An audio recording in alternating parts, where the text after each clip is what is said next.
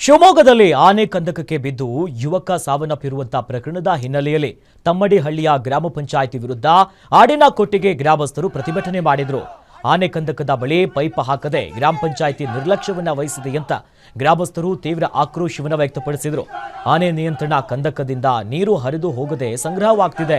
ಕಳೆದ 2-3 ವರ್ಷದಿಂದಲೂ ಕೂಡ ಪೈಪ್ ಹಾಕಲು ಮನವಿ ಮಾಡಿದ್ದೇವೆ. ಇನ್ನು ಸ್ಥಳ ಪರಿಶೀಲನೆ ಮಾಡಿಯೂ ಕೂಡ ಅಧಿಕಾರಿಗಳು ಪೈಪ್ ಹಾಕದೆ ನಿರ್ಲಕ್ಷ್ಯವನ್ನ ತೋರಿದ್ದಾರೆ ಅಂತ ಗ್ರಾಮಸ್ಥರು ಕಿಡಿಕಾರಿದರು.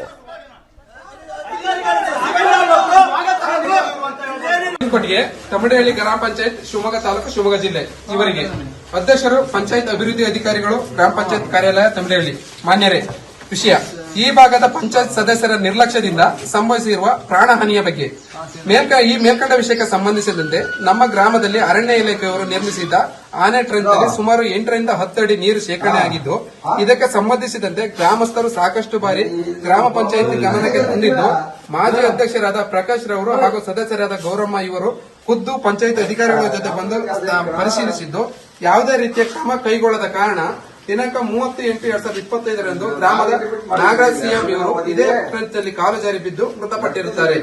ಈ ದುರಂತಕ್ಕೆ ನೇರವಾಗಿ ಈ ಭಾಗದ ಪಂಚಾಯತ್ ಸದಸ್ಯರೇ ಕಾರಣರಾಗಿರುತ್ತಾರೆ. ಮುಂದೆ